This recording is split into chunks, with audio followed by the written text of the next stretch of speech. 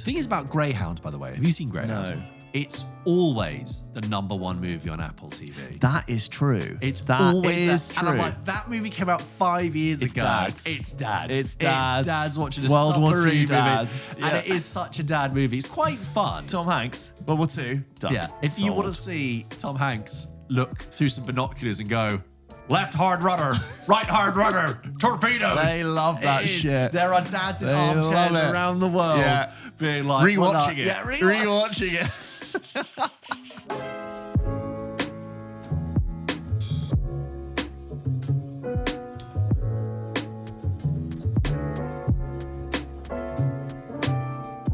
So I was at school reunion last night. Drank way too much. I'm hungover. But a guy come up to me and I'd completely forgotten I'd ever had this conversation. And I hadn't seen him since our last reunion, which was only like a couple of years ago. But he was like, oh, I forgot to tell you. You recommended I should watch Uncut Gems. It was so good. Like, what other films should I watch if I really liked it? And I sort of like blanked. I was like, oh, I mean, there's loads. I mean, you should watch like Good Time, which is the film before that if you really liked it, without a doubt. And then I was like, oh, like Heat and other films. I was like, if you really like Uncut Gems, which I think is still a bit of a not Marmite, it's sort of it's an acquired taste. I was like, oh, like what actually do you recommend for someone who loves that manic, you know, fever-induced anxiety thrill ride? And I actually was like trying to think, and I was like, oh, is it like Casino?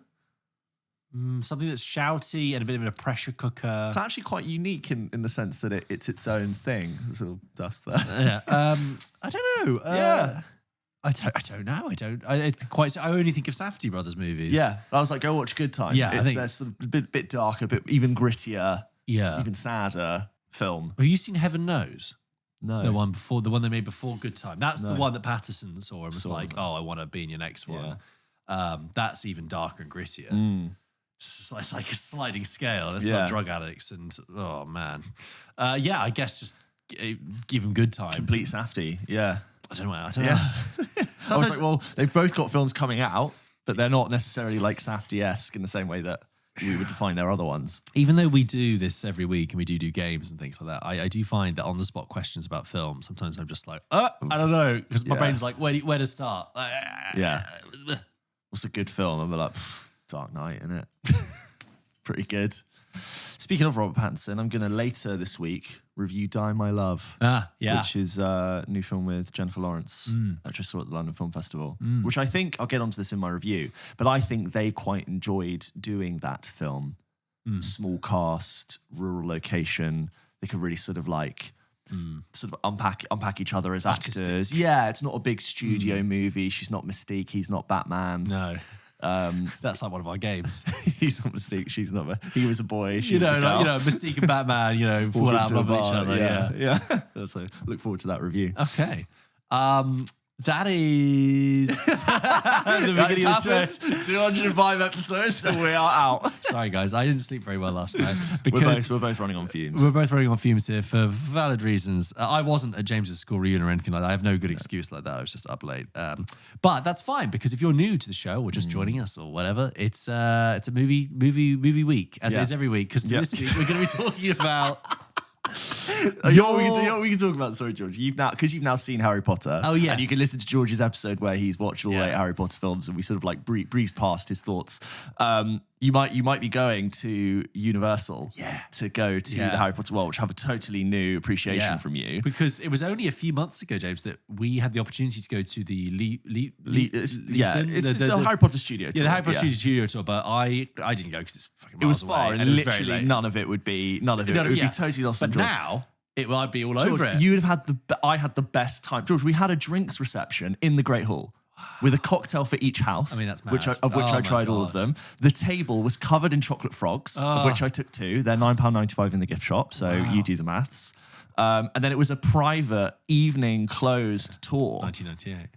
I'm just doing the maths of the thing. I was like, what did I do? And it was like a private tour. Yeah. We got taught Defense Against the Dark Arts. Wow. And then a Death Eater came out, and we got to ride a broomstick. Yeah, they had the Forbidden Forest and the Hogwarts Express, which I'd never seen before. Oh my god. It was brilliant. Well, but I missed that. But now I've seen Harry Potter. I might be going to Universal, so I might be in Florida, so I might be able to, Send me pictures of you having a good time. Do you remember I sent you a video of me with my glasses? I was like, I'm having a nice time. It meant nothing to me. I didn't even know what a Death Eater was. Yeah. That is happening. But this episode today, here we go. Back on the fumes. Back on. We're in. Lock in.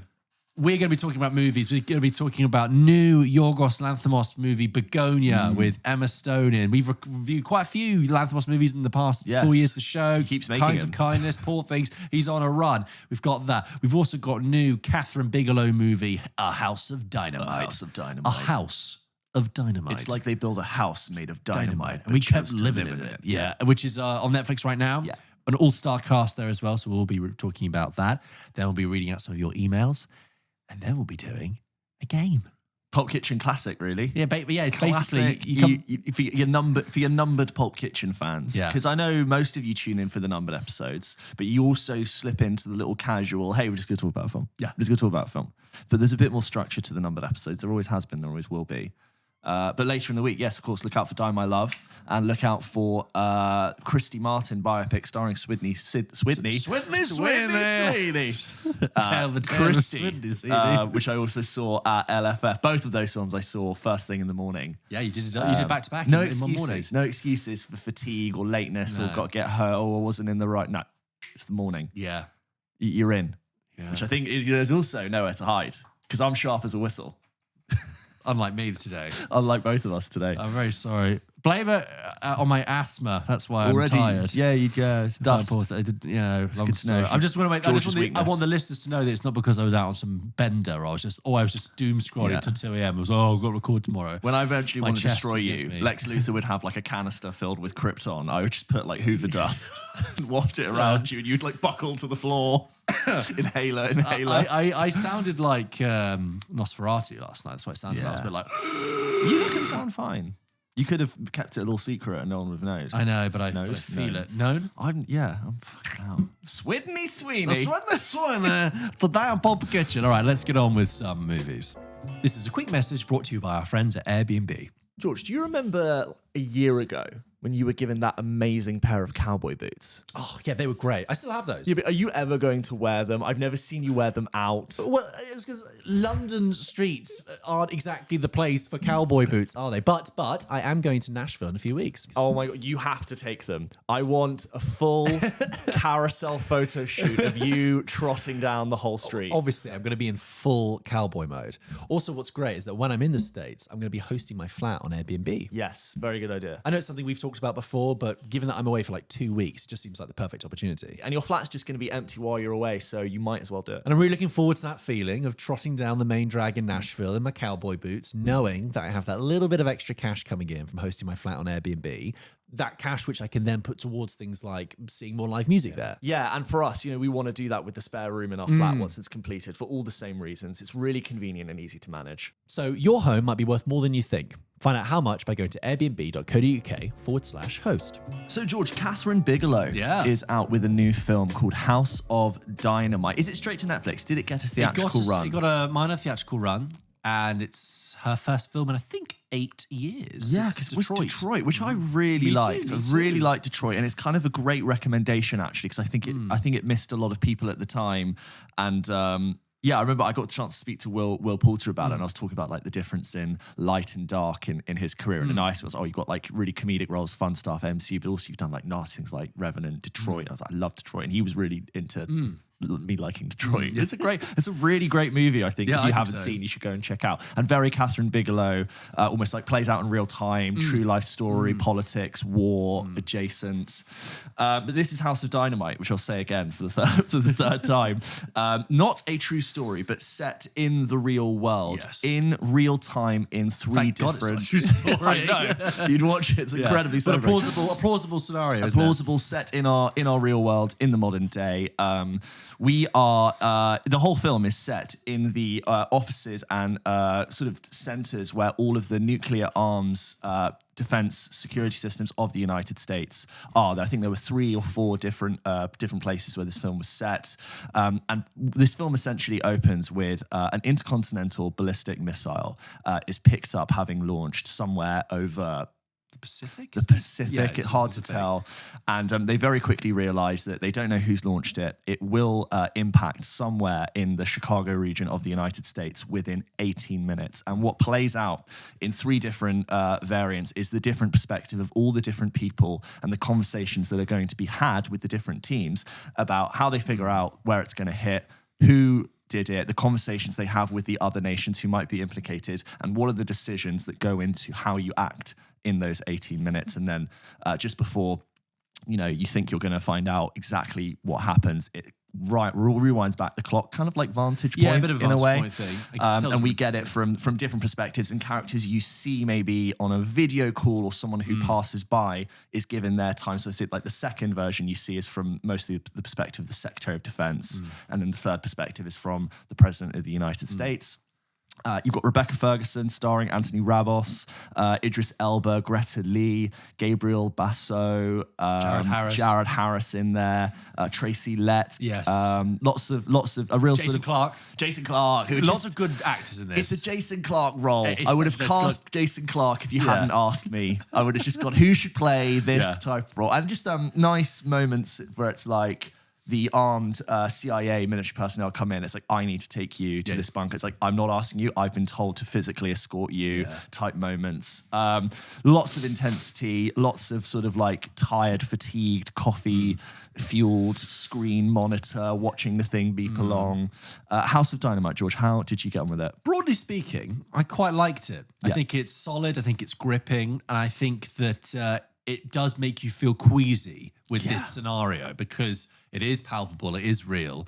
And as the clock ticks down, you do feel like, oh shit, what can you do and what would you do in this scenario?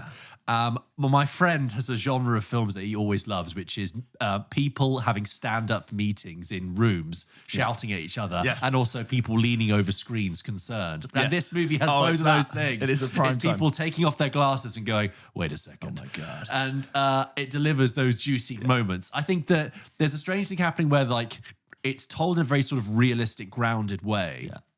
But you do also have the odd moment of quite hammy dialogue. You have a moment where Tracy Letts, who's this quite gung-ho general who says to the president at one point, the president says, "That's insanity." And he goes, "No, sir. It's reality." Yeah. And I'm like, okay, It's a bit Roland Emmerich. we're doing that. Yeah, it is. It's like Roland Emmerich kind of makes the Katheryn Bigelow.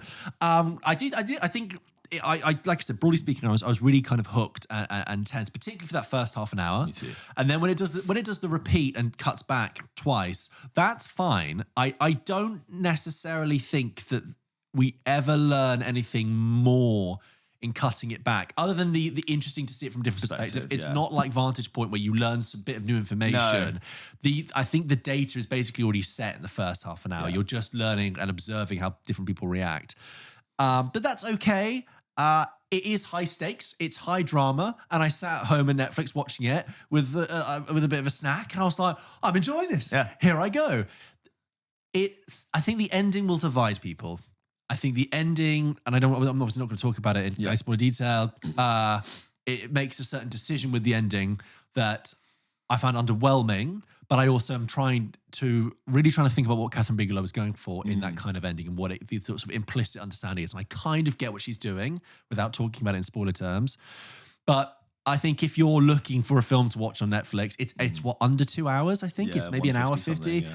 It's a really perfectly solid watch, and I'm happy to have Katheryn Bigelow back. I agree. I also enjoyed it, but my main takeaway was, if you go in, I think, with wrong expectations, you're going to also maybe be a bit disappointed. This isn't a disaster movie. This isn't even a war movie, I'd say. It's like about what could be a war, but it's not that kind of, it's not an action film. So I think if you go in wanting a big payoff or a big spectacle of like a missile going off or you want to see that, you're going to be disappointed because that's not what this film is. I did find it incredibly sobering and very thought-provoking. And yeah, you do watch it and sort of go, yeah, this is the world we live in.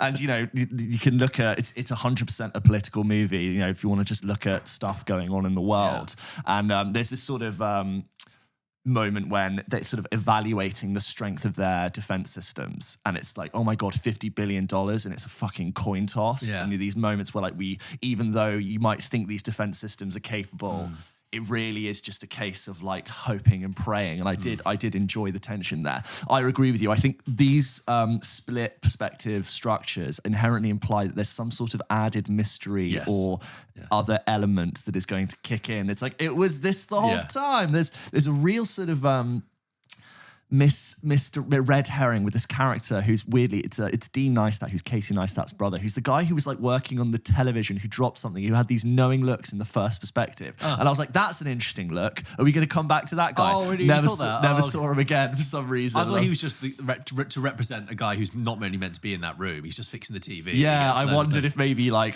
something was going to happen, because when you then switch back, I'm like, oh, maybe that weird moment will be given more time to think. So yeah, you could be disappointed, but can I mention another red herring as well? Sorry, is that like for the whole film, the president is on this giant video call, but his video camera's off. Yes. And I was like, oh, why is his video camera off? And I don't think it's a spoiler to say, but when we finally get the president's perspective, it's just because he's just doing the call. He's just doing it. He doesn't have a video camera. No, didn't want to put video on. He just has a satellite phone. Like most people working from home. He just doesn't want to put video on. I was like, I thought we were going to be revealing something. Is he in bed just like with a tea in his dressing gown? Yeah. I know that is a real thing. Like, why is POTUS not showing his face? Anyway, sorry. No, that's totally it. So yeah, I think you could. I think maybe I'm not as high on it as I thought I would be. I think I watched the trailer with you and I was like, oh, this looks great. Katheryn Bigelow, good cast. But yeah, it's very sobering. Would I recommend it? I'm like, sure. It's not like a fun watch, but I think if you already are concerned about the state of the world, this isn't going to help. No, it's a quick 2 hours. I think with the time structure and the tension, I think it went by quite quickly for me. Do you agree with my thing about the ending? How I feel? Do you feel the same way? It all mixed me. But I liked the ending actually because it didn't reveal anything new. It gave me everything I needed to think to be thinking deeply about the issue, and it scared me. It's kind of like a horror film, in a lot of ways. It's a disaster movie, but in a way, it's a pre-disaster movie. You're watching people in a way like watch an asteroid slowly hurtle towards it, a bit like Don't Look Up. Yeah. And you're having all these conversations. I actually quite liked the political sort of bit where someone from the US calls the Russians. Yeah. And I don't want to spoil it, but they have this real like standoff tete-a-tete of like, what are you going to do? Well, that all depends on what you do. Do you speak for your country? Can you guarantee this? Well, because if we don't, we're going to do this. And I thought it's like, that's a really interesting like sphere of international diplomacy that is... I guess, of course, this is dramatized, but I think it's so fascinating of like, we can't trust you and you can't trust us. I will say something and I hope you say something. So that is like a political drama I really enjoyed. Yeah, despite all the bluster, it ultimately comes down to two men in a room over the phone, just trying to trust maybe each underqualified, like representing the safety of their entire country. Yeah, and I think when you said about like the how it ends up being you kind of relying on a wing and a prayer, I think there's almost a message to the film which is like, it's not about where this thing is going. It's kind of almost about a moot point, which is that the fact that we ended up in this situation anyway, it's already too late. It's too late. It's the final 1,000-yard stare from Oppenheimer. Yeah. It's just moving like it's like Oppenheimer is watching this movie 60 years later, being like, motherfuckers, why did you do this? Also, I think in a year when we had Mission Impossible 8 really be about the threat of nuclear, when like kind of do that kind of half-assed. I was like, I'm glad we're actually getting a thriller, which is people staring at screens going, wait, that can't be right. Read that again. Yeah. One thing I want to say, because I haven't talked about this on the show before, is that I personally, after about 2 minutes of watching this, I made the decision to watch this with subtitles on. I watched it with subtitles too. Because the language is very dense and very technical, and I'm very glad I did, because there are certain things they use, certain acronyms and anything that you would not have picked up on if you didn't use subtitles. I watched it with subtitles. Talked about this before. I set my subtitles to the smallest possible size because it's like I don't need to look at them. But as when I do, good to know. And I'm doing that subtly. Fantastic way to watch a detail-oriented film. Yes, yeah. So I would just recommend that. If some people, I think if I'd seen it in the cinema without that, I might have become a little bit unanchored, a little bit adrift. Yeah. But just because of the lingo. But that is, If you've seen House of Dynamite and now can no longer sleep, by all means, send in your thoughts to hello@pulpkitchenpodcast.com. We will read them out on a future episode of the show. Cue Oppenheimer music. I think we already did. Yeah. That's Stranger Things, isn't it? Yeah, sorry. It's on your mind. How about that Lily Allen album, hey? Wow. Oh. If it was a movie, we'd review it, but we'll talk about it on Double Take, I guess. By the way, produced by, and I think co-written by someone called Noah Oppenheim, which is quite ironic. To know that like it's just an Oppenheimer away. What a really also like Noah is such a biblical portentous name. Oh my God. I saw that a couple of times. I was like Oppenheim.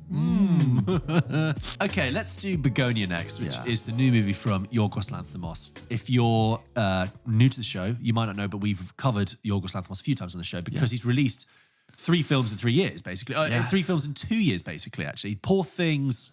About 2 years ago, then Kinds of Kindness, and then now Bugonia.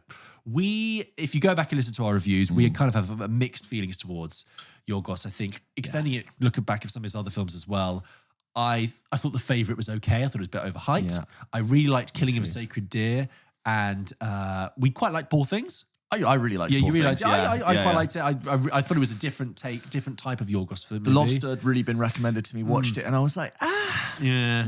I really wanted to like it more, and I was I was really starting to settle into my die had sort of been cast on Lanthimos, where I'm like, it is a coin toss for me a lot of the time. And then a film we reference a lot because of our poor experience with it, but I think we should just clarify again. Kinds of Kindness, which came out halfway through 2024, which very much felt like the B-sides, leftovers of Poor Things, stapled together. It was kind of a 3 short stories stitched together into a 2-hour 45 movie. I remember nothing about the plot. Oh, it was a real indulgent, real task to watch that film, and it wasn't interesting. Didn't actually feel that creative. It was dry. It was slow. A bit, pretentious, full of itself. And our screening was 600 degrees. Yes, we saw it on like a 30-degree day at the Curzon Mayfair, which has no air conditioning, and it was just one of those experiences where we sat there sort of trapped. Yeah, it was one of the worst screening experiences we've ever had. And it was so hot, and I knew George was having a terrible time because I watch 100 films with him a year, but he was just like this, properly. I'll do it on the properly leant back. Just, looked a little bit dead. That my body had checked out. Yeah, and it was just the caretaker of my mind left manning the desk. If I can't be entertained, I must be comfortable. Because I think you cannot be comfortable but be really entertained. It's actually quite a good thing there. I thought, my muscles atrophied while watching it. Anyway, so going into Bugonia, which I saw last night, I was trepidatious because of the experiences. And again, just to categorize Lanthimos films, I really feel like you have the opulent Poor Things favourites. Yes. You have the kind of Lobster Kind of Kindness. Dry, but like sort of oppressive and austere. And then you have Killing of a Sacred Deer and Bugonia, which are much more, I think, slightly more conventional and darker, more straightforwardly darker stories. First of all, what's a good sign? It's only 2 hours long. I'm used to Lanthimos being indulgent. This is not. This is only 2 hours long. Straight away, I was like, that's a good sign. So Bugonia, which is based on, it's a remake of a South Korean movie called Save the Green Planet from 2003, which is about, it follows 2 conspiracy theory obsessed men. They're cousins, one played by Jesse Plemons, one played by Aidan Delbis. And they kidnap, excuse me. Unbelievable. That's my lawyer. And they kidnap a CEO of a major tech conglomerate played by Emma Stone. And Jesse Plemons actually works at the sort of bottom of the capitalist pyramid of this company. He works in like the packaging warehouse that is owned by the company that Emma Stone is the CEO of. They kidnap her because they believe that she is an alien who is overseeing a master plan to damage the earth, and they're beekeepers, these cousins, and they're like, your role with neonicotinoids have damaged beehives, and it's an example of your plot to ruin the Earth's atmosphere. You need to take us to your supreme leader up in space. We will have a dialogue with them. Right. Mad stuff. I think I would describe it as a jet black comedy, a late stage capitalist satire, where on the one hand you have someone who is completely down the rabbit hole, conspiracy theory obsessed, but also equally Emma Stone is kind of lost her own humanity in being this corporate shell. And there's some really interesting scenes of dialogue between Jesse Plemons and Emma Stone, where her, in being the person without power in this situation, like a prey caught in a trap with a predator, constantly tries to pivot and change her approach, but it's very corporatized, and it's reeks of, it's very much like, I'm sorry you're feeling that way. How about we start again? Right. And that's quite funny. I want to. It's actually Jesse Plemons' film. Jesse Plemons is the lead. Emma Stone is obviously. I'm very happy about that, and Emma Stone obviously is a huge part of it. But actually, Jesse Plemons is the lead character there.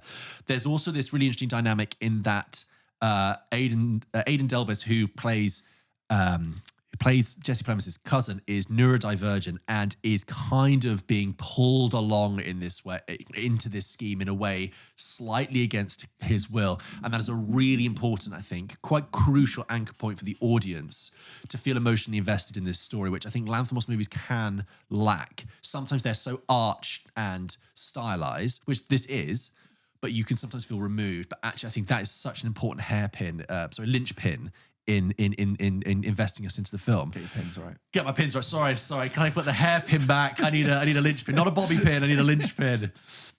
It's hard to come up with words on the spot. You're doing great. Anyway, I actually quite liked Bugonia. Yeah. I was very pleasantly surprised and happy that I found a foothold with a Lanthimos movie. I still ultimately don't believe that I'm a Lanthimos guy. Is this movie still strange and arch and kind of left me a few moments thinking, yes, but in a way, it is his most conventional and most accessible film for some time. Yeah. And this kind of fairly straightforward kidnapping plot is quite an easy way in for an audience, and you can follow it quite well. Like I said, I really like the scenes of dialogue. There was this great tension there, and it is a jet black comedy with moments of great satirical humor and slapstick humor. But then there are genuine moments of real darkness and real sinisterness that I thought, oh, that's very uncomfortable. Jesse Plemons is really great in this.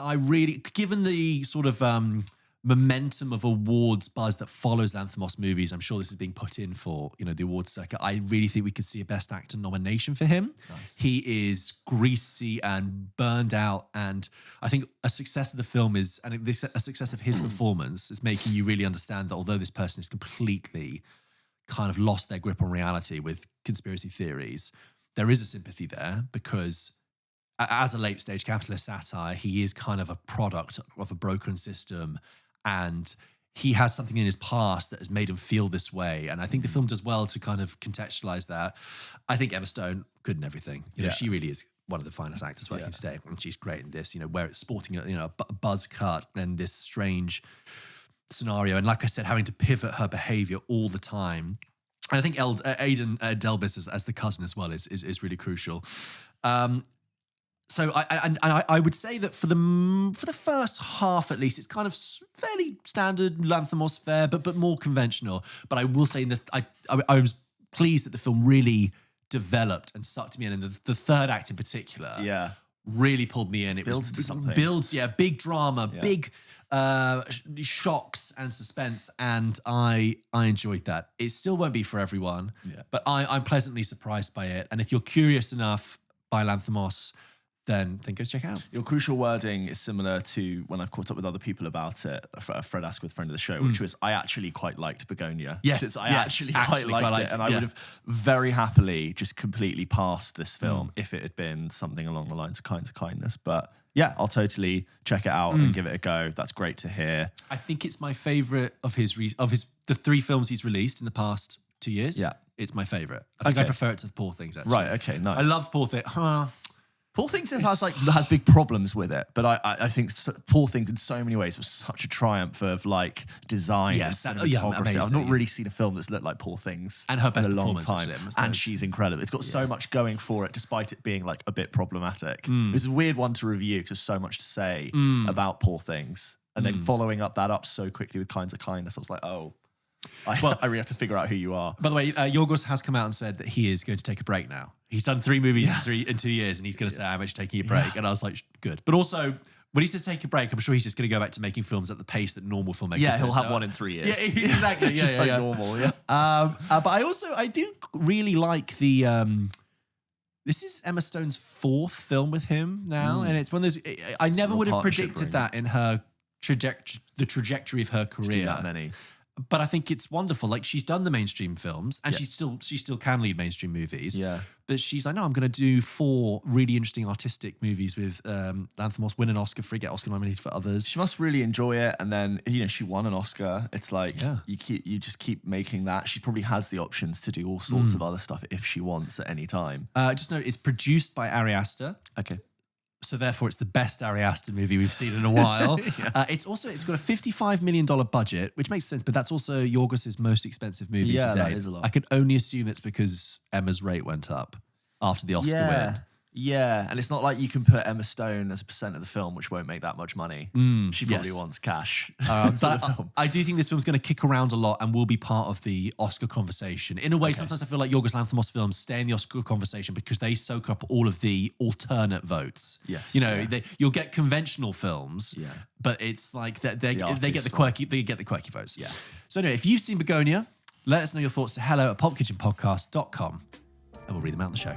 George, should we go through some of the emails that we get sent into the show every single week? As always, guys, if you wanted to send in your thoughts, your questions, your concerns, your reviews, your news, you can, of course, send them into hello@pulpkitchenpodcast.com. Or you can support us at the VIP tier on Patreon and have priority access to have your email read out on the show, just like best friend of the show, VIP. Oh, whoa, you pop it out of best friend. I'm calling it. Mr. Harry Watley, who comes in and says, hello, boys. Your friendly neighborhood Harry is here. Hey. Firstly, more congratulations on the live episode. It was fantastic to be a part of. Discorders united for a lovely union. Discorders united. Discorders United are top of the Premier League. It's a no-brainer for fellow listeners against Patreon City. Patreon City. It's a no-brainer for fellow listeners to be a part of Patreon if you haven't signed up already. What's wonderful is seeing the growth of you two over the years of every episode. Being an early listener makes me feel so proud seeing new people discover the pod. The show keeps captivating bigger and bigger audiences each week. It's a fantastic ride to be a part of. Heart. A lovely little ad for our Patreon there, Harry. A lovely testimonial. Print that out and put it on our page. He's really got the brand guidelines going there. So good. I love it. Harry, thank you so much. And of course, go and check out Patreon if you haven't already. Secondly, I know you lads saw a few films at LFF, so I wanted to give my 2 pence. Keeping it British. I saw 13 films this year, from trashy horrors to a great Knives Out, little teaser for audiences. But my favourite 2 were No Other Choice by Park Chan-wook and also Old Boy. And to George's delight, Blue Moon. I'm sorry, George, I've not watched the Before trilogy. However, I already know how fantastic they are, as always say. Fantastic they, as always say. So just knew when I had to watch the latest new film, and wow! For a film where nothing really happens, you are truly gripped from beginning to... George reviewed Blue Moon last week. I really liked it. For a film where nothing really happens, you're truly gripped from beginning to end. A character analysis of this eccentric man, Lorenz Hart. Hawke deserves nothing less than a nomination. I'm glad to see George's letterbox that he loved it too. For audiences in the US, I believe Blue Moon just came out. For the UK, we're getting it at the end of November. I'm unsure about worldwide at the moment. No question for me this week, lads. Probably some Halloween-related one next week. Your guy on the front line, Harry. Harry's the one who works in the cinema. Harry, absolutely. Thank you for writing that in. Thank you, Harry. First of all, I'm so sorry. I was under the impression that Blue Moon came out like last week. That's why I reviewed it. I didn't want to hold it, but Google lies. Oh, yeah. I'm so it's not out to the 28th. Google used to be so reliable. Just used to be like a place where information lived. Oh, well, I've dropped a review now and it's really good. And anyway, anything to raise awareness for people to go and see that movie is great. Harry's point there is just on Blue Moon, which now we know is not coming out just yet for people, but look forward to it, is that, yes, it is a single location movie, but what Linklater understands is that he's very good at hanging out with characters and hanging out with people. Yeah. He is, his first movie was called Slacker, and he has that kind of slacker, relaxed. He's from I think he's from Austin. He's got that kind of great.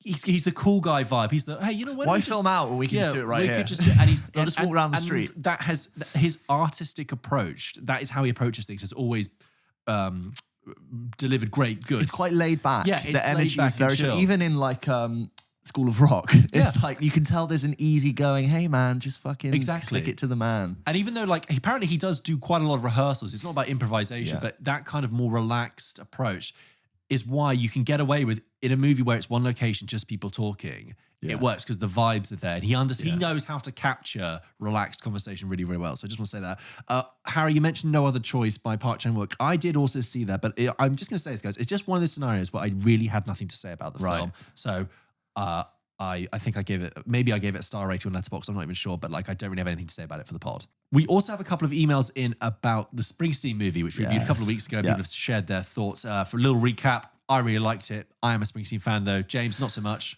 Respectfully declined it. Respectfully declined it. Technically well-made film. Do you know what? It's like, speaking about the film that's technically well-made, I can talk about it with you or other people, and I'm like, oh, like it's really impressive, but I really have to be true to my experience watching it, which that I was bored. I'm not trying to defend it, but it's interesting. Like I can talk about all the things that are quite well done about it.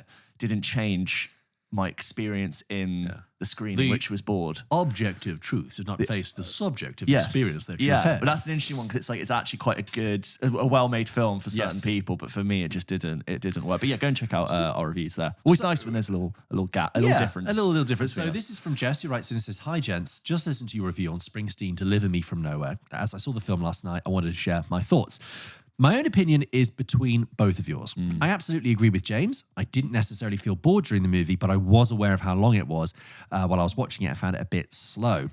I'm also not very familiar with Springsteen, so I agree with your criticism there.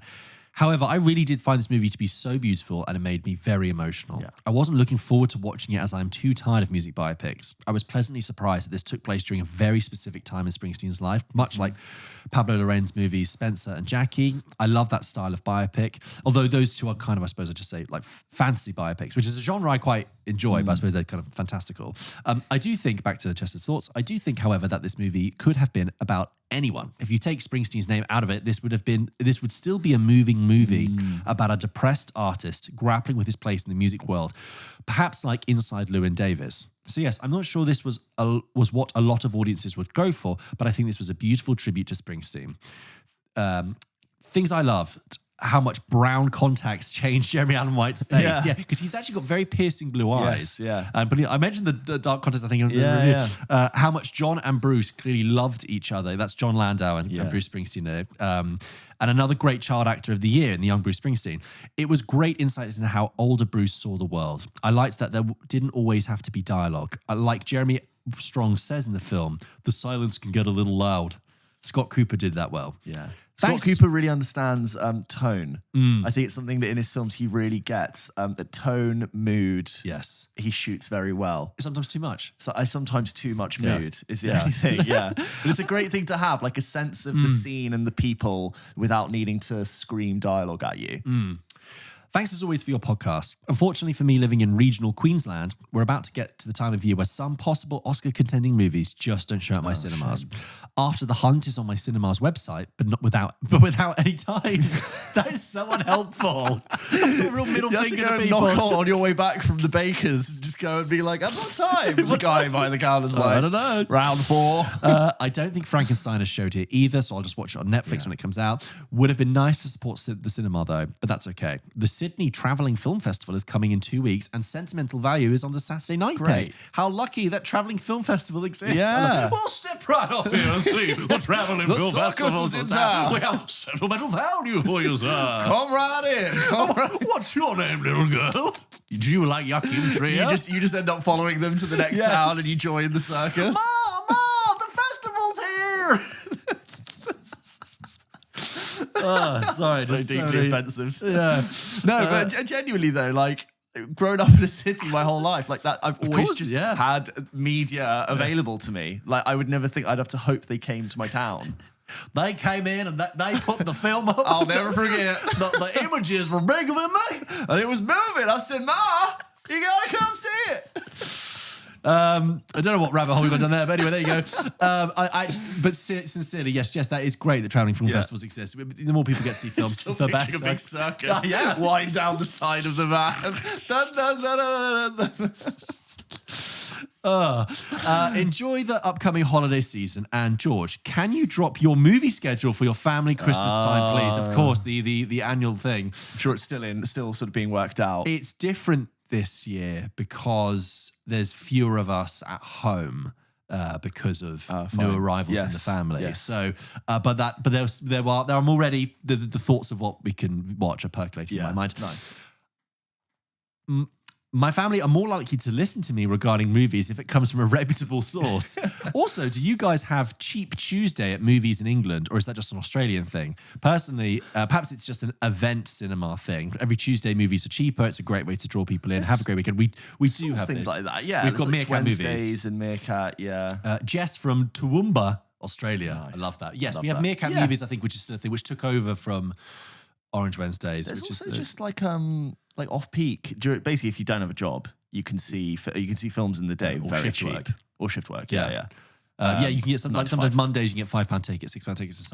I've seen $3.99 going Good for like Lord. certain films off peak. But you have to watch it through someone's phone or something. No, it's like I think it's a View, like not sponsored. I've just seen they do very very good tickets.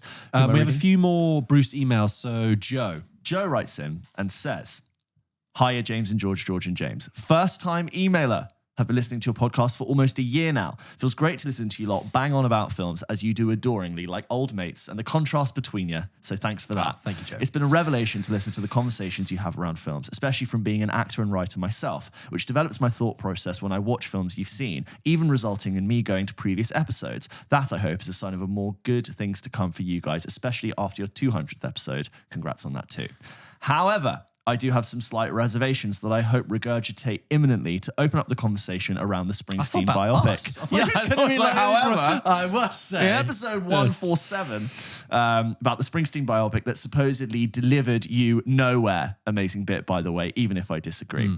I knew something of Springsteen, the classics like Born to Run and Glory Days, but nothing quite like I heard on Nebraska. I also know that my dad is a considerable fan of his. From my dad, I get most of my cultural sense from the Stones to more recently Sam Fender, who my dad has been impressed by. I like that. My dad has been impressed by Sam Fender. Although my dad... You can cut this out if it's not a funny joke. The first time my parents were going to see The Killers, and they were like, "Yeah, we're going to see The Killers, and the supporting act is Sam Bender. Who's that?" I was like, "No, it's Sam Fender, Dad."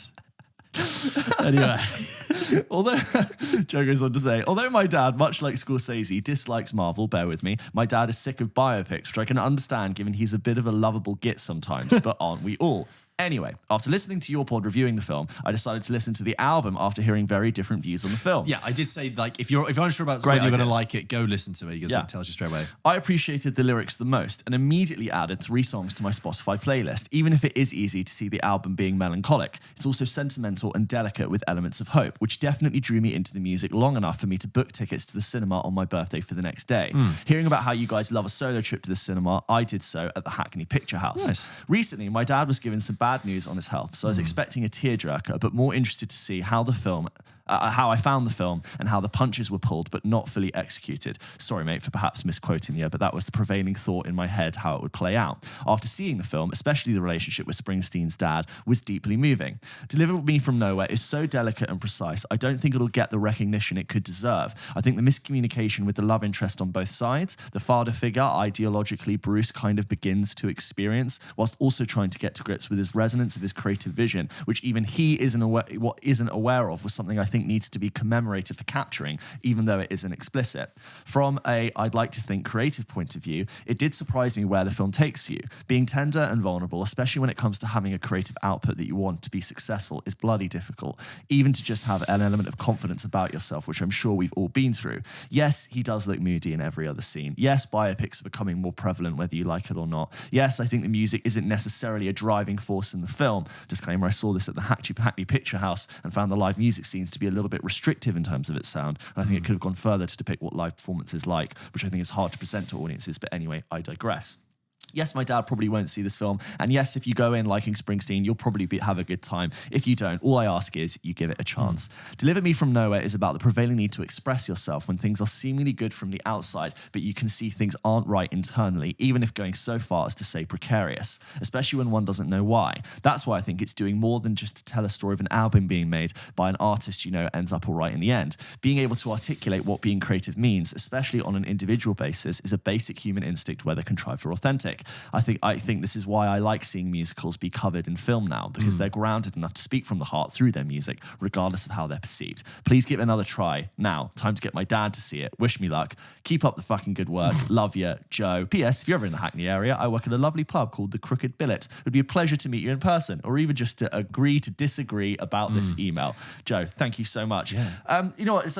I actually, if I may, don't disagree with like all the points you're making about like art and discovery and creativity and how difficult that is.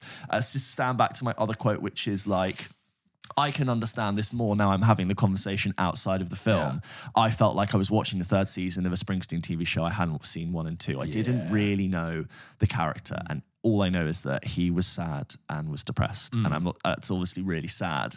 I wanted to just like care more about you. So I understood this album a bit more.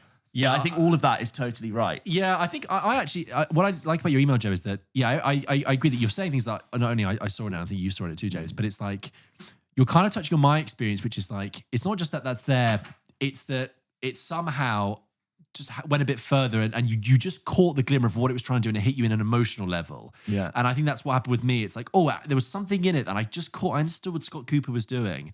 I thought, I'm really, really reacting and resonating to this. And it's nice to hear that as someone like yourself who isn't a deep, deep Springsteen fan, really liked. And that's kind of what we wanted to hear. We thought it'd be split down the aisle on that. And just one more on Springsteen, which is clearly, from the amount of emails we've had in, it's clearly going to do good business. Yeah. It's clearly a popular movie.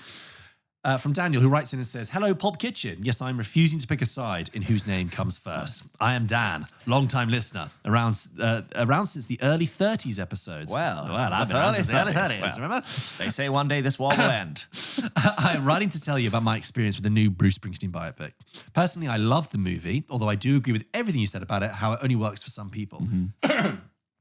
I'm a huge Springsteen fan, as my mum loves his music and I inherited that trait very early on. Nebraska is one of my favourite albums, and so the opportunity to see how that was made really appealed, and the film worked incredibly well for me. Although I was crying out for more Atlantic City, my favourite song on Nebraska, the highlights being the performances of Jeremy Allen White and Strong and Stephen Graham, who are 3 of my favourite actors working right now. I also think Odessa Young was very good in this film, but unfortunately playing a role that felt a little bit lost in the narrative at times. As you said in your episodes, all one needs to do is listen to the Nebraska album. Their opinion will be their opinion of this film. In that way, it may be very polarizing, despite executing everything it wants to do perfectly. I think the film isn't trying to be a music biopic like Bohemian Rhapsody or Complete Unknown, but instead is trying to tell a story that will either be deeply resonant for some and a bit boring for others. I mean, that sums up perfectly. Yeah. It only wants the story of this slight slice of Bruce's life and it execute that at a very high level. Unfortunately, if you are not interested in the story behind Nebraska, I don't think this film can do much for you, as it intentionally is light on the music and heavy on the story behind an album not everyone is familiar with. All these considered, if you want a movie telling a mildly interesting story with a great needle drops of Springsteen's more commercial hits, then Blinded by the Light from 2019 might be better for you. Yes, that is, just to break on, that is the true story of a Pakistani teenager in Luton in the 1980s who was growing up, amidst the extreme racism and the rise of the right, who fell in love with Bruce Springsteen's music, even though Bruce Springsteen, this blue-collar American figure, is very far away from a British Pakistani teenager growing up in Luton. And you're right, that it's quite a nice movie. It's going to Childhood movies. It's quite sweet, quite wholesome. But you're right, that has like the commercial pop hits of Springsteen, whereas this is something else and different. That almost like tackles his cultural legacy in a different way. Daniel goes on to say, "This is a film I think is probably weaker than Deliver Me From Nowhere, but probably has a more universal appeal and a soundtrack chock full of Springsteen hits. Thanks for listening to me ramble on far too long. Keep up the incredible work delivering this podcast every week. It is always a highlight coming home from work to see a new episode of Pulp Kitchen. Nice. Regards, your loyal siren." Dan, I will just say, if you are liking the Nebraska album, I discovered that Ryan Adams released a whole cover album of it. He just covered the whole album. Oh, cool. And his version of Atlantic City I really like. This next one is from Sion, who writes in, friend of the show, and says, "Hello, James and George, on my recent cinema trips. A long-time listener here, and it's been a while since I've written into the podcast. I hadn't been to the cinema in a long while, so I booked a ticket to watch one battle after another after hearing your review and a ticket to Sinners. I thought Chase Infinity was amazing, and I've liked Leonardo DiCaprio in a role where his character is a bumbling idiot and quite incompetent compared to other characters he's played. Yeah, we talked about this. I really liked Sinners, and I think it's visually and musically Ryan Coogler's best film, although I do have a soft spot for Fruitvale Station. I've also booked a ticket to see the new Knives Out film in November, which I'm excited for. But I wanted to email in to talk about a film that I don't think you've reviewed on the podcast, which is Harris Dickinson's featured directorial debut, Urchin. Frank Delane in the lead role is probably one of the best performances I've seen recently. They both managed to create a character that so easily could have been stereotyped, and the film captures a side of London that isn't typically shown in film, but I'm so aware of as a born and bred Londoner. I would love to hear your thoughts, whether you've watched it or plan to watch it. And I think it's a great example of an actor moving into the role of a director and writer, which hasn't always been successful. What actor-directors do you think have been successful in both of those roles? I guess Greta Gerwig would be a good example. Congrats on your recent 200th episode as well. I always join listening to every episode you make from Sion. Thank you. Yeah, we've talked about actor-directors before, haven't we? Who... do you think have been successful in both roles? Gerwig is a good example. I don't think Bradley Cooper can be accounted for that now. He's yet to be. Yet. Yeah. Having seen his 3 films. I'm really happy to hear this news about Harris Dickinson's one. I did have the chance to see it. I couldn't go in the end. I was catching up with a friend yesterday who also raved about it, so I will look out for it. Technically Tarantino, if you want to count it. Well, he's a director turned into an actor, isn't he? He's reverse engineered it. Well, of course. Scarlett Johansson's got a movie coming out. Yes, she does. Kate Winslet's got a movie coming out. Kate Winslet, is that her first thing she's directed? It's the first thing. Yeah. And Scarlett Johansson and Kristen Stewart's just directed a movie as well. So off the top of my head, those are 3. I haven't seen any of those yet. Jordan Peele's a good example of actor-director. Yeah. Who's very prominent now. I think he needs to come back with something. I look forward to seeing Zach Cregger. Yeah, Ben Affleck. Ben Affleck, yes, he's a competent director. Good work. He doesn't direct it in a while. Is he directing the one he's doing with Matt Damon? Oh, what the drop, the pin, the hairpin, the linchpin. What's it called? No. Matt Affleck. It's called something really forgettable. Matt Damon. Like The Dig. No. Is it something like that? What is it? It is The Rip. Yeah, you were so close. The Rip. That's directed by Joe Carnahan, but it's them in it. So on IMDb now, yeah, the last thing he directed was, he directed Air, the shoe movie. Yeah. The further I get away from Air, the worse I think it was. Yeah, you've been in your bonnet about it quite a lot. I'm not as bothered about it. I watched it and I thought it's fine. Yeah, and then I'm like, fine. it's a movie about a fucking shoe. Yeah. It's really not interesting, actually. and starring the back of Michael Jordan's head. The lowest stakes movie you can think of. It's just not I've spoken to people who quite like it because they quite like... Someone voted for it in the best movies. It got like 1 vote, didn't it? Yeah. Oh, I mean, it's a glossy, plain movie that I put on at like Christmas time, and it's like, that's fine. But anyway, sorry. But yeah, I think like Jordan Peele's probably one of the fine examples recently. But yeah, thank you, Sion, for your lovely support. Having said that about Air, if someone was like, "Oh, I'm just going to watch Air," I wouldn't be like, "No." I'd be like, "Yeah, it's fine. It's disposable, and you'll forget about it like a shoe." We made a movie about a shoe. Who throws a shoe, honestly? Sorry, Austin Powers. Next email is from Silas, who writes in about actors' filmographies. Hello, James Taylor and George Harrison. Spanish correspondent Silas here to ask you guys about A-list actors' filmographies. Every Friday night, my parents and I enjoy a movie together, chosen by whose ever turn it is. I like that. Yeah, it's fun. Recently, we Diplomatic. Yes. It is. Because it removes what we all have to agree. It's like, no, fuck, this is my week. Who's holding the remote? Yeah. That's the split with it. Like that. Recently, we subconsciously started to watch every Tom Hanks movie. I'm just 14 and hadn't really seen any, and was so happy that the mighty Tom became my favourite actor to this day. It seems to me that he makes movies that he would never receive any It seems that he makes movies that would never receive any attention in becoming blockbusters and total cultural phenomenons, and I'm so here for it. Watching movies like Splash, Big, Turner and Hooch, Joe versus the Volcano, Sleepless in Seattle, Forrest Gump, The Green Mile, You've Got Mail, Saving Private Ryan, The Da Vinci Code, Captain Phillips, Greyhound, Sully, and A Man Called Otto. Breathe.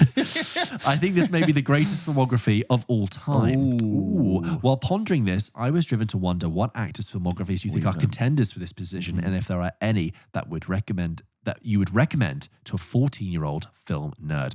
Thanks so much for the pod. Every morning I have a headphone in my ear with your soothing voices playing. Y'all have rejuvenated my love of movies, and for that I just say thank you. Sirens on our end, Silas, if I may, Silas on our end. And before I hand over to you, James, it just reminds me that I caught up with a friend yesterday who listens to the pod, and he described our show as like a warm bath. Oh, lovely. Nice. You know? That's cute. I think it's the jazzy tones of the music.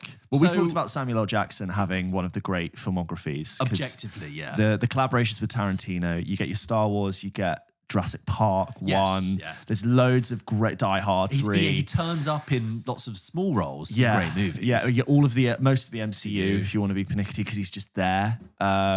It's a really good bet. If you were to think purely about bang for buck, yes, like pure how do you fill your shelf? Yes. If you were to sort of like say, I'm only going to watch Samuel L. Jackson movies, that he's a pretty good bet. I think we have said recently that Tom Hanks hasn't really made a good movie in about 10 years. Yeah.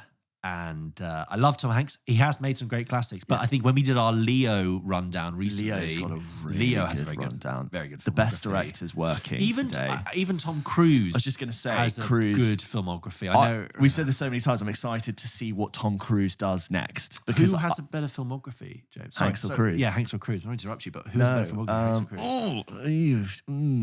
Kind of what mood you're in. Because on one hand, recently, he's been very focused on Cruise, is very focused on the Mission Impossibles, which is, although good, occupied his time. He's done like American Made and what else did he do recently? Edge of Tomorrow. Yeah, that's 11 years ago. Yeah, no, it's not really. So you kind of that's what I'm saying. Yeah, exactly, The Mummy. So you kind of, I'm excited for Cruise's next thing. Yeah. To take him from already one of the best actors to go, no, you are like, there have been amazing, distinct eras to your career, and this is how you've one-upped yourself. But what's next for Tom Hanks? I don't know what's next for Tom Hanks. I mean, he'll be fine. Zemeckis is knocking up. Yeah, well, he did that that's last what I hope year. I know, that's what I hope it is, and I hope he gets in something else, He needs a new era. Yeah. Like, we all know Tom Cruise is about to have his new era. Yeah. But we know Tom Cruise is about to have his new era. Yeah. We need Tom Hanks to have a new era. He's really good. Like, when he's in, like, Bridge of Spies, he's really good in it, and, like, in Captain Phillips, he's fantastic. It's one of his best roles, Captain Phillips. I think he can't... Yeah, absolutely agree with that. I think he kind of... in a way, is the poster child for that very 90s, noughties era of filmmaking, the slightly hopeful, everyday Americans. A lot of people have compared him to like Jimmy Stewart, and that kind of Robert Zemeckis, Spielbergian, slightly warmer, dewy glow of cinema that I don't think exists anymore, really. We don't make those kind of movies. Movies are a bit harder now. They're a bit edgier. They're a bit more cynical. So where does Tom Cruise fit into that? Thank you. Tom Hanks. Where does Tom Hanks fit into that? Yeah, he's sort of redefined his place. Yeah, and also he's kind of trimmed down and lean and like he can look however he wants. That's my point. But like he used to look like kind of an everyday guy. He looked like American Dad. Yeah. Where does he? What are we looking for from Tom Hanks now? Yeah, it's almost like his post-COVID, which he got COVID very publicly. He did. Yeah, that's right. It's almost like his post-COVID strategy. What does he want to do? Maybe he just waits for the right script. The thing is about Greyhound, by the way. Have you seen Greyhound? No. It's always the #1 movie on Apple TV. That is true. It's that always true. And I'm like, that movie came out 5 years ago. Dads. It's dads. It's dads. It's dads watching a World War submarine II dads. movie. And it is such a dad movie. It's quite fun. Tom Hanks, World War II, done. Yeah. If you want to see Tom Hanks look through some binoculars and go, left hard rudder, right hard rudder, torpedoes. They love that shit. There are dads in armchairs around the world being like... Rewatching it. Yeah, rewatching it. And even if they fall asleep, it's playing. Yeah. That's why that counts as a view. I think we answered your email. Did we, Silas? Yeah. Well, stay tuned on Cruise and Hanks' next move, which we'll cover on the show. Together. Whoa. A double Tom. Whoa, that's never happened. No. Cruise and Hanks in the same movie. Oh, could you imagine? Oh, I mean, What would I can't even picture it. I'm trying to think. Opposed to each other on a team? I don't know what the film is. A kind of Catch Me If You Can thing where Hanks, Cruise is the rogue one, Hanks is the official, or Imagine a sort of a talkie with them two in a room. Or is it like Hanks is a middle-aged... A legal drama. Legal drama. Wait. Are they too similar? Hang on, wait. Hanks is a late middle-aged man who loses his job in the changing economy. He's been a company man his whole life. Yeah. Cruise is the tech bro millionaire who's like made lots of money very young, and also he's looking at the future. And he hires Tom Hanks, and you have this kind of old school guy and this new school guy, and it's kind of, you can either make it comical or you make it a bit more like the kind of Ex Machina vibe, where like Tom Cruise is like the Oscar Isaac character. Is it like Tom The Hanks, Intern with Robert De Niro? yeah, but more sinister version. Yeah, more sinister. Tom Hanks is walking around. Do we just prefer a more serious Tom Hanks? Is that what we're saying? Because we like Captain Phillips, Saving Private Ryan, Bridge of Spies. I don't know, but I also like him when he's. I like him big. He's brilliant Terminal. big. Yeah, Terminal. I like Genial. You like warm. Terminal's Tom a really Hanks good is film. warm. You know, you want warm Tom Hanks. Yeah, Krakosia. No more Krakosia. A great Stanley Tucci now. Now I'm going to leave, and nobody's going to be there, and you can just. Diego Luna and Zoe Saldana. Yeah. It's good. Terminal's a great, like, Christmassy sort of with the family. Put the Terminal on, because it's one of those movies that isn't Christmassy, but in ways shares the thematic themes of Christmas. Family being together. Trying to get home. Yes. He's trying to get home for Christmas. That's why Die Hard is a Christmas movie, because the guy's just trying to get home. Yeah. Amazing. This next one is from Amaru, who says, "Hey lads, Amaru here with this. Thank you very much. The pronunciation of your name. A bit late. A bit of a late email here. However, I just had to say, congrats on Pulp Kitchen 200. It was an absolute blast attending and hearing your opinions on what made the list and what didn't. Personally, like many listeners, I will never understand what Yanis sees in Emilia Perez. However, apart from that, I would say everyone who voted made a great list. Also, on a personal note, thank you so much for the View gift card at Pulp Kitchen 200. I will spend it wisely and even email in about what film I use it for next time. Nice. Thank you to View for providing the gift cards as presents. But yeah, without waffling anymore, here is my question. Apart from Sinners and One Battle After Another, what other films do you think you could be nominated for original score this year? And yes, even though if you haven't heard the scores of, let's say, Frankenstein, Bugonia, Hamnet, Marty Supreme yet, do you just get a vibe or a gut feeling from specific films that just make you say, this score will cook, even though I haven't listened to it yet? This could be because of the trailers, the composer's previous work, what type of film it is, etc. Nevertheless, I've been listening since the 50s. I can't wait for the next Pulp Kitchen live event. Till then, good luck and goodbye. Thank you, Mauro. It's quite a hard question to answer if I haven't seen the films, but I would say, I don't know if it will, but what I'd love to be nominated for Best Original Score is the Young Fathers score for 28 Years Later. Me too. I think that would be great. That'd be brilliant. That was really amazing. The film was amazing. The film was amazing. You mentioned Bugonia there. As you would predict, the film has lots of discordant, sudden rising and fallings of strings, and it's kind of weird, like a Lanthimos movie is. By the way, House of Dynamite immediately had those ominous tones. Oh, like, yes. I like that straight away. Discordant.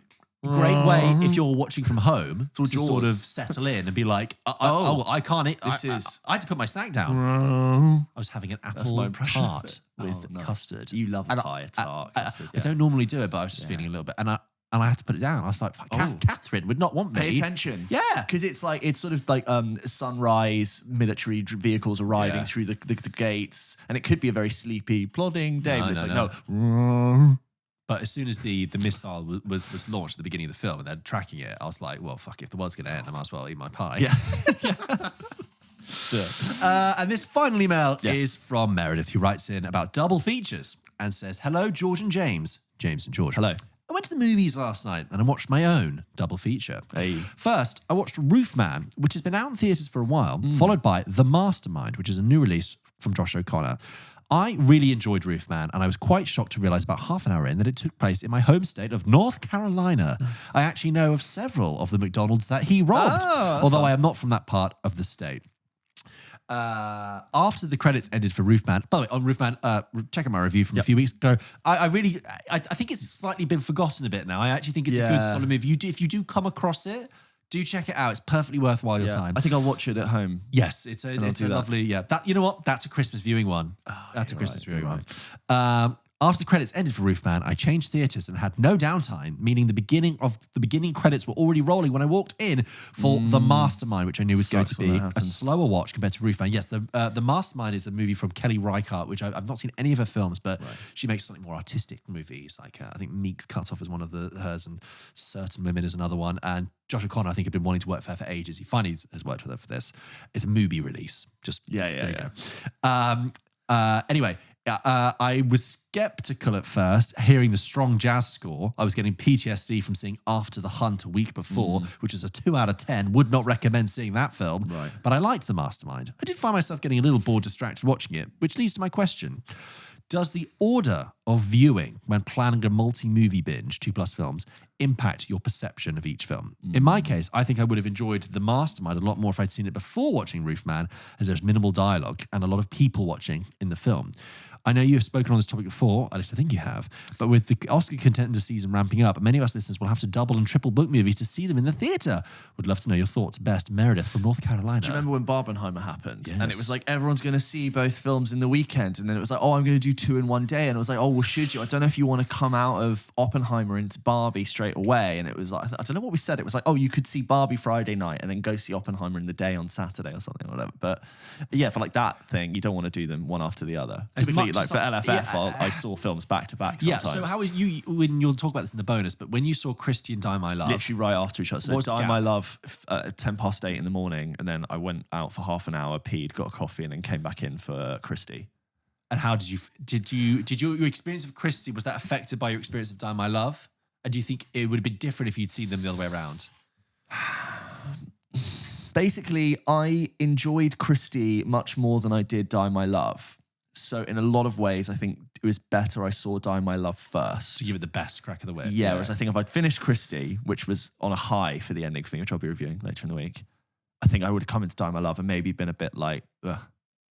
So, but you know, it's really film by film. As much as I love movies, I still don't think that watching movies that close in proximity is really a good idea. Yeah. I know you had to do that for yeah. but like I think We talked about this like art. yes, but with like Barbenheimer, when people were like, oh, I'm going to do that, I'm like, I would at least watch one in the morning and the other one in the afternoon. Yeah. Give your brain time to focus. Otherwise, your brain does get It's tired. the difference between going to a gallery and just walking past the paintings Yeah. versus having someone who knows, like, sit down and tell you. Do you remember at that BAFTA event when Van Gogh exhibition was there and it was just Sunflowers by Van Gogh and Starry Night, and we literally were just like, it's fucking sunflowers. And That then was we Yeah. made an effort to go and stand and look at Yeah. sunflowers and be like, yes, it is. Yeah. It is. And we really looked at it. And I was like, this is actually quite cool. We're in the British Museum. That was We're in the Van Gogh exhibition. Yeah, National Gallery. But Yeah, it was of course, amazing. That was actually nobody in a was way, looking. you could have taken Adrian Brody and Mikey Madison out of that evening because they were just wandering around. Take out all the guests and all the fucking champagne and stuff. I would have just liked to have the whole gallery to We myself. genuinely just walked up. We're like, that's sunflowers. It's really quite strange when you because it's arguably one of like the 10 most famous paintings of all time, And which it's you there. see so much in films, in art, in TV, on the internet. When you actually see it there, it's kind of very accurately underwhelming, but also quite profound and overwhelming. Yes. I don't know what to do with now. I'm Yeah. seeing this painting live. Yeah. Should I have a different appreciation? Should I look closer? It was fun. That's it for emails, isn't it? Yeah, that is. Oh, sorry. But sorry, no, just on double feature, I try and avoid it. But I think Meredith makes a good point there, is that obviously, Meredith, you mentioned you live in North Carolina and movie theatres are going to be spread apart, a driving distance apart, with different showtimes. If you are a movie fan and you're trying to watch lots of movies, it might come to the fact that you might have to bundle them all into one day. You might not have a choice in the matter. Yeah. That is For people who professionally watch movies, you're often needing to watch films back to back straight after each other. Which kind of ruins it a little I've bit. seen movie sometimes. critics being like, "Oh yeah, I saw that film at the end of a 5-film day. I didn't want to think about it." And I think that's I don't think the most. What's the most films you've ever seen in a day, for leisure or for anything? If I'm in the cinema, because I've Anywhere or at home. I've done home. 4. Yeah, probably 3 or 4. I couldn't tell you exactly, but I did deep in COVID. I did one day around Christmas time. I did 4 movies. I do the extended Lord of the Rings once a year, usually in a day if I'm sick. All of them. It happens. Yeah. If I'm sick, I'm at home. That's the 13 You don't hour need to tell me you're commitment. sick, James. He's You sick. you just watched all the Lord of the Rings in one day. That tells me I'm enough. really unwell. Well, gotta do Return of the King. Guys, that is all for the emails for this week. Thank you for sending them in. Lots of emails there, lots of great discussions. Yeah. We love to have them Yeah, in. yeah. We love to hear them. So please send your thoughts into hello@popkitchenpodcast.com if you have them. And if you want to get your VIP email read out, you can, of course, support us at the VIP tier like Mr. Harry Watley did and have priority access to have email read out on the show.